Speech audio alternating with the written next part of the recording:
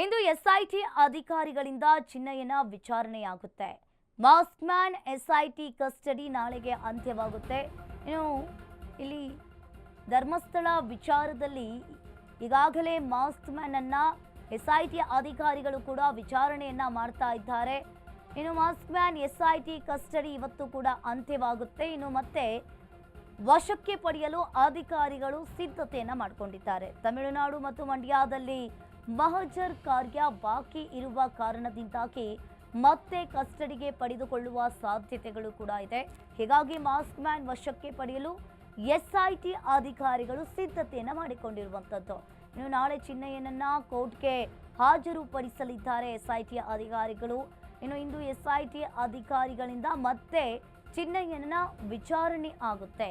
Mask man SIT custody ಇವಾಗಲೇ ಎಲ್ಲ ನಾಳೆಗೆ ಅಂತ್ಯವಾಗುತ್ತೆ. ಇನ್ನು ಮತ್ತೆ ಕಸ್ಟಡಿಗೆ ತೆಗೆದುಕೊಳ್ಳೋದಕ್ಕೆ ಎಸ್ಐಟಿ ಅಧಿಕಾರಿಗಳು ನಿರ್ಧಾರವನ್ನ ಮಾಡಿಕೊಂಡಿರುವಂಥದ್ದು. ತಮಿಳುನಾಡು ಹಾಗೆ ಮಂಡ್ಯದಲ್ಲಿ ಆತ ಎಲ್ಲೆಲ್ಲಿ ಆತನ ಊರಿನಲ್ಲಿ ಹಾಗೆ ಆತ ಉಳಿದುಕೊಂಡಿರುವಂತಹ ಜಾಗದಲ್ಲಿ ಇನ್ನು ಮಹಜರು ಕಾರ್ಯ ಬಾಕಿ ಇರುವ ಕಾರಣದಿಂದಾಗಿ ಎಸ್ಐಟಿ ಅಧಿಕಾರಿಗಳು ಮತ್ತೆ ಕಸ್ಟಡಿ ತೆಗೆದುಕೊಳ್ಳೋದಕ್ಕೆ ಪ್ಲಾನ್ ಅನ್ನ ಮಾಡಿಕೊಂಡಿದ್ದಾರೆ. ಇನ್ನು ಧರ್ಮಸ್ಥಳ ವಿಚಾರದಲ್ಲಿ ಒಂದೊಂದೇ ಸತ್ಯಗಳು ಕೂಡ ಈಗಾಗಲೇ ಹೊರ ಬೀಳ್ತಾ ಇದ್ದಾವೆ.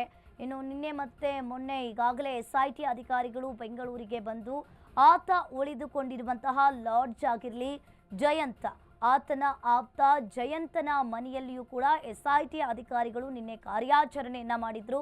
ಹಾಗೆ ಮಾಸ್ಕ್ ಮ್ಯಾನ್ ಅನ್ನ ಕರೆದುಕೊಂಡು ಹೋಗಿ ರೀಕ್ರಿಯೇಟ್ ಮಾಡುವ ಪ್ರಯತ್ನವನ್ನ ಎಸ್ಐಟಿ ಅಧಿಕಾರಿಗಳು ಮಾಡಿದ್ದಾರೆ.